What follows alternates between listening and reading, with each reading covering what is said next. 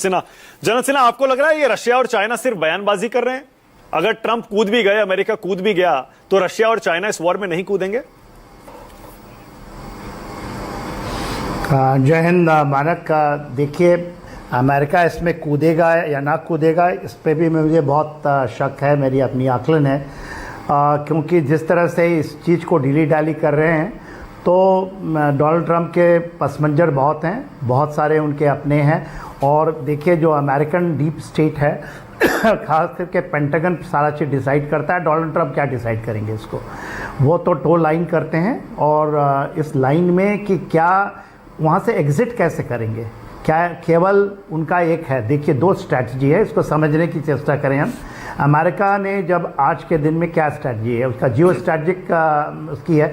एक तो strategy of ambiguity है कि आप बताएं हम करेंगे नहीं करेंगे, हम चारों तरफ से घेर लिए, मारेंगे नहीं मारेंगे।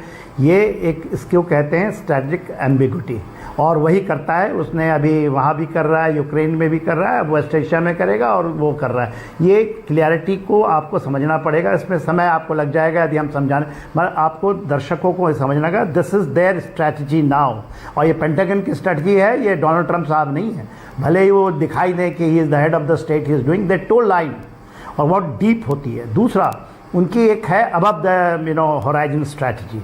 अबव द होराइजन स्ट्रैटेजी में है कि हम कहीं पर भी बूट्स ऑन ग्राउंड नहीं रखेंगे। तो ये तो आप खारिज ही कर दीजिए कि अमेरिका को ग्राउंड फोर्सेस भेजने पड़े, वो तो थोड़ी बचकानी बातें हैं। और मेरे ख्याल से उतना डीप मैं नहीं जाता। तो मैं ऐसा नहीं कि मैं उसको राउट लाइटली इसको डिस्कार्ड कर रहा हूँ, पर है नहीं वो। यदि वो पाकिस्तान को कहेंगे कि हम आ रहे हैं आपकी ज़मीन के, क्योंकि वहाँ के बहुत सारे बेसिस ही ऑक्युपाइंग, उनके पूरे न्यूक्लियर जो है वहाँ पर उनका अभी भी अमेरिकन हैं, वो आपको बताते नहीं हैं। पूरा अमेरिकन वहाँ देख रहे हैं उनकी पूरी न्यूक्लियर। तो वो पाकिस्तान को कहने के लिए उसको मुशर्रफ को वहाँ क्या नाम है, मुनीर को बुलाने की ज़रूरत नहीं है। वो तो घुटने टेकेंगे, क्या वो फूल माला लेके खड़े हो जाएंगे अमेरिकन आएंगे तो। और कोई कहेगा कि नहीं वो चाइना के साथ, इनकी हिम्मत भारत के सामने नहीं है। हम तो आपको थोड़ा सा 4 दिन किया तो घुटने टेक देते हैं। देखिए, बात इसको समझने की चेष्टा कीजिए। ये दो स्ट्रैटेजी के ऊपर अमेरिका काम करता है, और उसने क्या किया है, he has been pushed by Israel. Israel is very determined after defeating all proxies, जितने भी हमास, हिजबुल्लाह, हूती, शूती, सबको हर, और सब चाहते हैं पूरा everyone other than 2 states, one is Russia and China and two the Pakistan.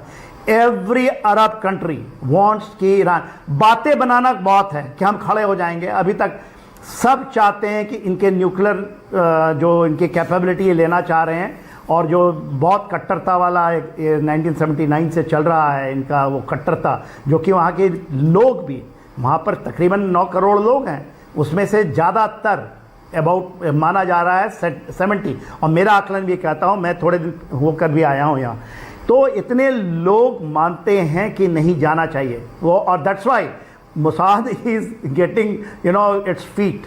तो ये तो है अगेंस्ट मुल्ला शाह के अंदर में, और मुल्ला शाह के अंदर में उनके जितने जनरल्स हैं, ये तो आपने ही दिखाया, आपने चलाया होगा। 20 से 22 जनरल मार दिए गए, जितने उनके साइंटिस्ट मार दिए गए। कोई भी बनता है नेक्स्ट उसको उड़ा देते हैं। तो आज के दिन में उन्होंने क्यों छोड़ा हुआ है, वो तो अमेरिका के कहने पे ही छोड़ा है ना। ये अयतुल्लाह अल खमेनी साहब को, उनको कहा था कि हम 13 तारीख को ही उन्होंने मारने का प्लान किया था, उन्होंने छोड़ दिया। और वो अभी या तो वो चले गए हैं ये सोवियत यूनियन, या वो कहा जाता है करीब वहाँ से दूर हैं, तेहरान से किसी बंकर के अंदर छुपे हुए हैं। जिस तरह से हम बात करते हैं फर्दों की, उसी तरह की वो बंकर हैं। बात अभी वहाँ पर वो भी छुप गए हैं, खुमैनी साहब नहीं चला रहे हैं। उनके जो साहबजादे हैं, आपको भी पता है उनका नाम, और वो जो मुज्तबा खुमैनी हैं 55 ईयर्स का, he has taken over including IRGC, he is organising everything. तो ये ख़त्म भी हो सकते हैं, नहीं भी ख़त्म होंगे, ये इज़राइल मार सकता है।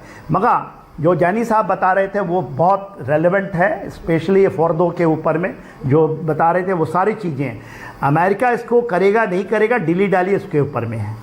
उसको उन्होंने पेंटागन से पूछा है कि व्हाट इज़ द सियोरिटी कि ये जो आप करेंगे और कोई इसका ये श्योरिटी नहीं है कि आप फर्दों को ख़त्म कर दें। वो हमारा आकलन है ना, वो वेस्ट मीडिया का भी आकलन है कि एक बम गिराएंगे, दूसरा गिराएंगे और खत पहुंच जाएंगे। उन्होंने पूछा है पेंटागन से कि give me assurance, and that's why this delay है। उसमें कोई श्योरिटी नहीं है कि आज 40 अरक का नाम सुना होगा, अरक के ऊपर में 40 बॉम्बर से अटैक हुआ है, इनके फाइटर्स आए थे, नताज में आए हैं, सुपरफिशियल डैमेजेस हैं, मगर जो अंदर की है ना, ये इतनी अंदर है और उसकी कोई गारंटी नहीं है। There is no guarantee, no one can give guarantee, ना तो पेंटागन दे रहा है। अच्छा, दूसरी बात आपको एक बताऊं कि ये जो अभी आप देख रहे हैं, Iran has the capability without getting inside, जो आज की कंडीशन है, मान लीजिए इन्होंने यूज़ कर लिया वहाँ ला करके जो भी B2 बॉम्बर्स, उसके B-54 ये सब ला करके कर देते हैं और वो नहीं बर्बाद होता है ये जो मुल्ला साहब, इट कैरीज ऑन, तो व्हाट ही हैज लॉस्ट, फिर क्या ट्रुप भेजेंगे? They will never send it. आप लिख लीजिए, never in this 21st century, कभी इनकी हिम्मत नहीं है कि ये भेज दें वहाँ। और जबकि केक वॉक होगा, केक वॉक होगा तब भी नहीं भेजेंगे ये। ठीक है, ओके आशुतोष।